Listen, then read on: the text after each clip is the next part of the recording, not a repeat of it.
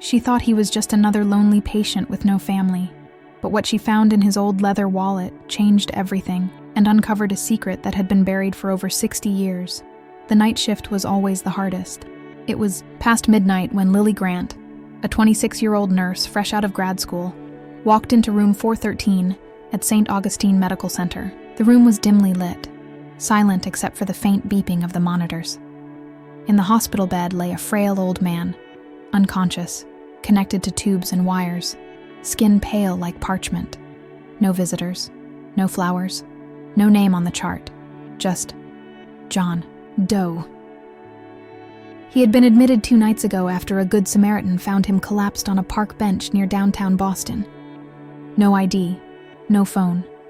Just an old, worn-out wallet containing 3 faded photographs, a tarnished medal, and a folded piece of paper with handwriting so elegant it looked like calligraphy. Lily had seen many cases in her short time at the hospital, but something about this man unsettled her. Not in a frightening way, but in a way that made her feel connected. She didn't know why.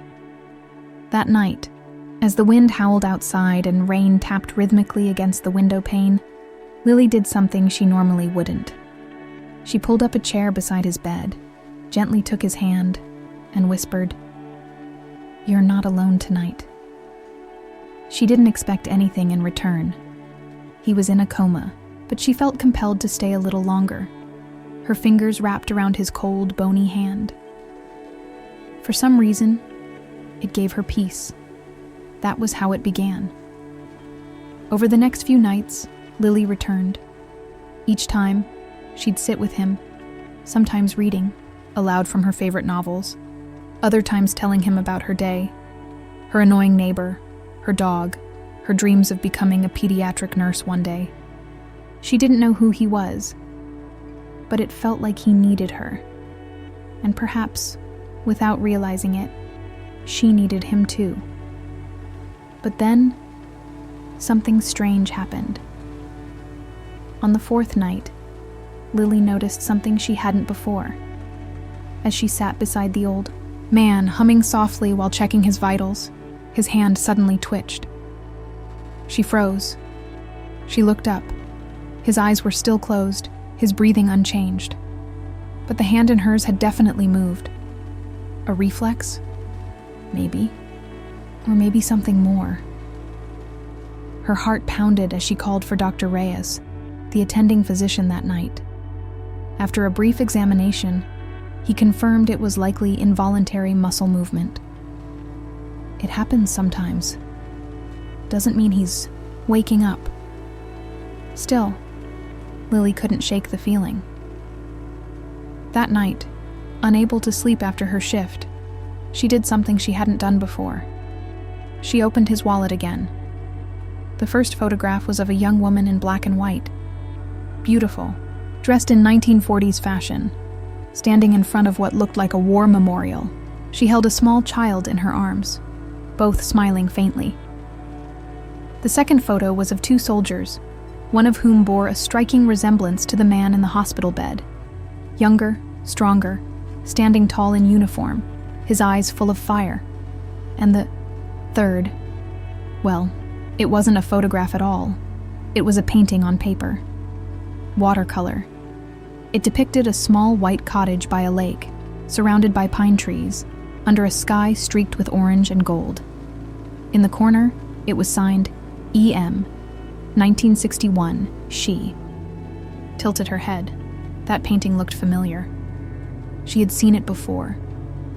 The realization hit her like a wave. That same cottage painting hung in the front hallway of the hospital, part of a local heritage exhibit about artists of New England. She passed by it every day, never paying much attention. It was credited to someone named Elliot Mercer, a reclusive painter who had vanished from public life decades ago after the mysterious disappearance of his wife and child. She stood up abruptly. Could it be? Was this man Elliot Mercer? The following evening, just as Lily began her shift, the front desk nurse called her over. "There's a man here asking about the patient in 413. Says it's urgent." Lily's heart skipped. No one had come for the old man in days. She rushed to the lobby and spotted a tall, thin figure in a gray wool coat, holding a black umbrella.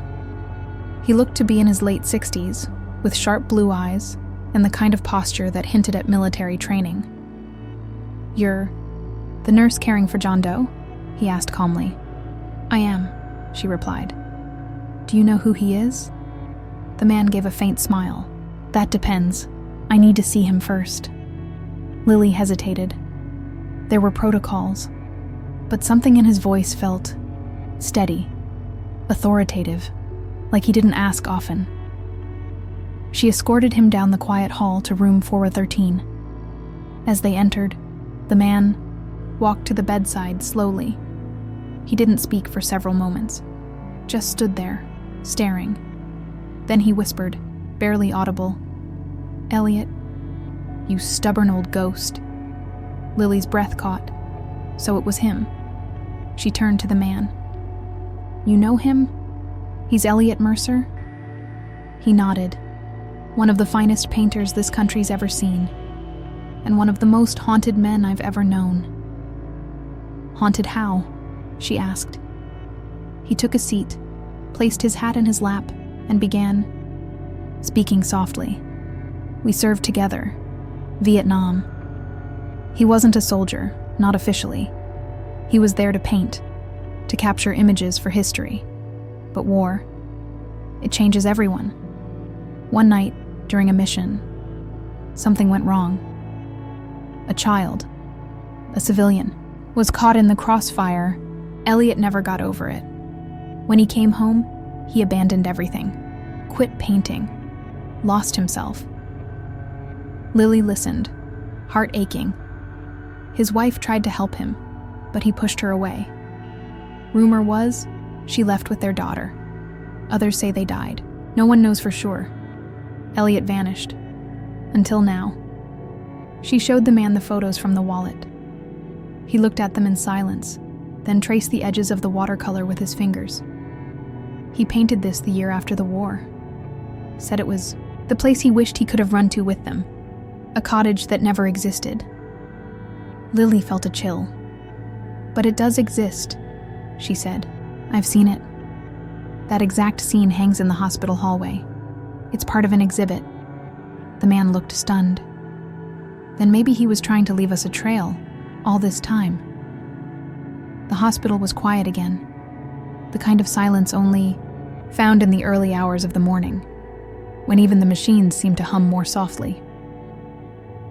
Lily couldn't stop thinking about the man in the gray coat. After he left, she tried to focus on her other patients, but her mind was anchored in room 413. Who was Anna? The name had slipped out of the visitor's mouth once, quickly, quietly, when he looked at the old photograph of the woman with the child. Lily had caught it, and she hadn't forgotten. That night, as she changed the pillowcase under the old man's head, her fingers brushed against something stiff tucked into the seam. A paper. Carefully, she pulled it free.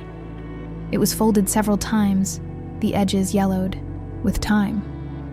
But it was intact. She opened it slowly, her hands trembling. It was a letter. The handwriting matched the one she had seen on the folded paper in his wallet, looping, graceful, and unmistakably emotional. "My dearest Anna, if you are reading this, then somehow I found a way back. Not to you, perhaps, but back to where you might have been. I don't deserve forgiveness. I never did. But I write to you now with the hope that my silence will no longer define me.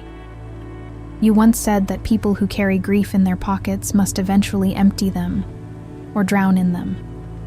I drowned, and I let you go because I believed I was poison. I believed my love had become a curse, but it was never you. It was never her. I've carried your photograph through jungles, deserts, and now through the fog of a mind too old to remember most things. But never your eyes, or her laughter. If this letter finds you or our daughter, please know, I never stopped loving you. I never stopped painting you into every sunset I tried to forget. Forgive me." Lily sat back, stunned. She wiped her eyes. The words were like a wound torn open and exposed to the world. She knew what she had to do.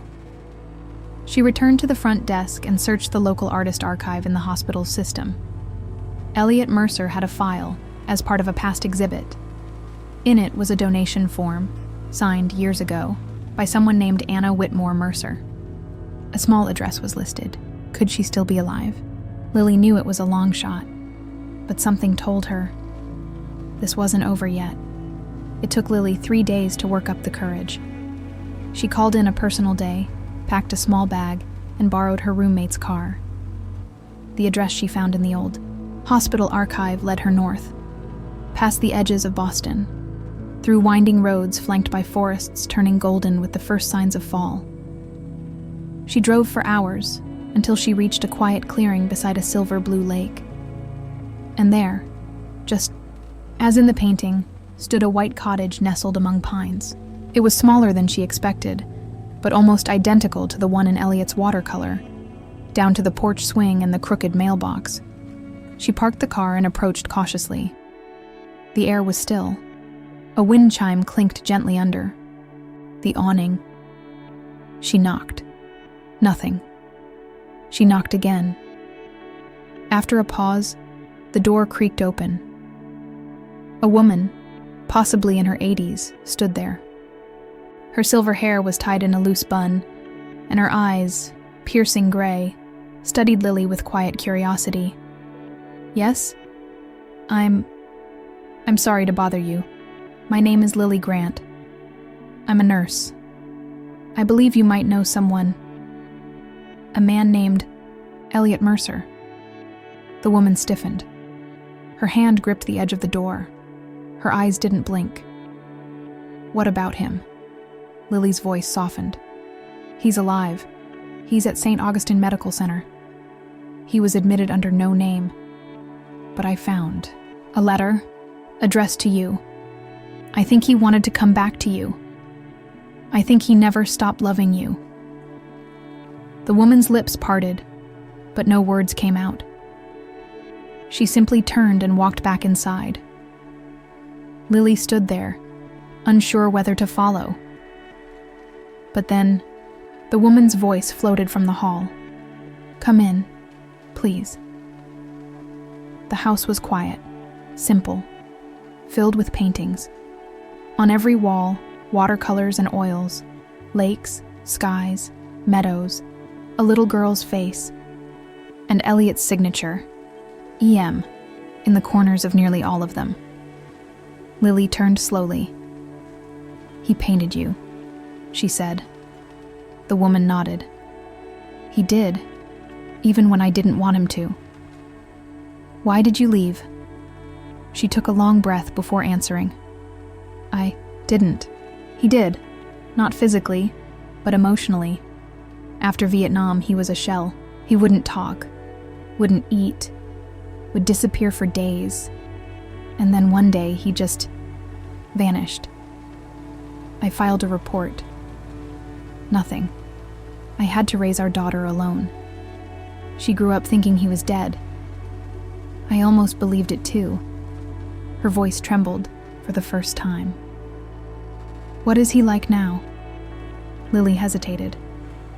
"He's very weak. He's in a coma. But I think he's still in there. He held my hand. He moved. And he still carries your letter." The woman looked out the window toward the lake. "I don't know if I can face him again."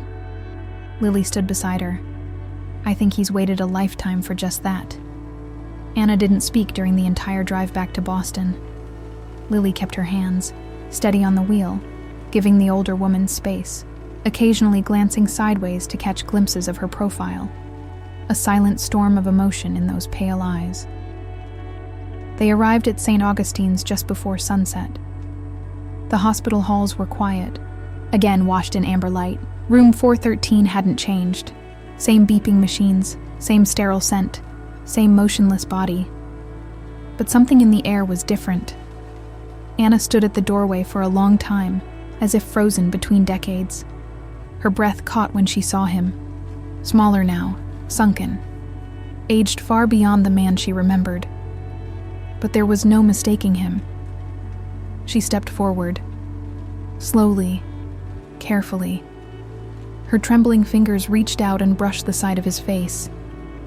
"Elliot," she whispered. "It's me." No movement. She sat beside him, took his hand, like Lily had done. For a long moment, she said nothing, just looked at him.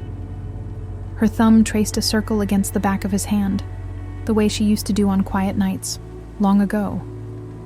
Then she leaned forward, her forehead resting gently against his. "You broke me," she murmured. "But I never stopped loving you." Lily stood in the hallway, eyes glistening. Even the nurses passing by seemed to slow, sensing something sacred in the room. And then, it happened. The heart monitor's rhythm quickened. The old man's eyelids fluttered. His fingers, the ones curled loosely around Anna's, twitched, then closed around hers with visible intent. Anna gasped. "Elliot?" His eyes opened. They were foggy, slow to adjust. But when they finally focused on her face, something broke through, a spark of recognition. He tried to speak, but his throat was dry. A tear slipped down his cheek. Anna squeezed his hand tightly. "I'm here. I'm here now." "Anna," he rasped, barely audible. Lily stepped back, giving them space. Her heart raced, caught between disbelief and awe. "I thought I'd lost you," Elliot whispered. "You did," she replied, eyes full. "But some losses aren't forever." For the next hour, they didn't say much. Words weren't needed. Just presence. Just the gentle holding of hands that had once built a life together, and were now beginning to rebuild what remained. Elliot Mercer remained in the hospital for nearly 2 weeks after waking up. He was frail. His speech came in fragments, whispers strung together by pauses and long breaths. But his mind, that was still sharp, like a flame refusing to go out. Anna visited him every day. They didn't waste time asking why anymore. They both knew the answers were tangled in pain and years too long to unwind. Instead, they talked about their daughter, Claire, and the quiet life Anna had built.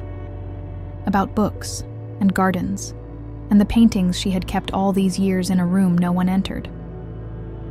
Lily often stepped in to check his vitals, but more often just stood quietly at the door, watching the sacredness of reunion. She had become more than a nurse. She had become part of something redemptive. One morning, as sunlight poured through the blinds, Elliot turned to her. "Lily," he whispered, "there's a painting. In my old satchel, hidden behind the lining. I never showed anyone, not even Anna." She found the satchel buried in the hospital's lost and found closet, where his belongings had been stored. It was dusty, faded leather, and just as he said, a hidden compartment was stitched inside the lining. Lily pulled out a rolled canvas, tied with a faded blue ribbon. When she unrolled it, she gasped. It was a portrait of Anna and a child. But not just any child. Claire. Anna breathed, tears streaming down her cheeks. She was only 4 when he left. This is what she looked like that summer. The painting was luminous. Soft strokes captured the way sunlight danced in the child's hair. Anna was painted mid-laugh, her hand reaching toward the viewer, as if frozen in an invitation that had waited decades to be accepted. And in the corner, beneath the signature, a single word was etched: "Forgive." Anna took the painting home that night. 2 days later, she returned, this time with a woman in her 40s. Brown hair, wide eyes, and a look of disbelief frozen on her face. Lily watched from the nurses, station as Claire stepped into room 413. She didn't run to her father. She didn't cry. She just stood there, unsure. Elliot turned slowly, looked at her. "You look just like your mother," he said, voice hoarse but steady. "I used to think about what I'd say if I ever saw you," Claire replied. It wasn't very kind." "That's fair." Silence. Then, "But I also kept one of your paintings, the one Mom had in her closet. I never told her. I used to lie on the floor and stare at it whenever I missed you.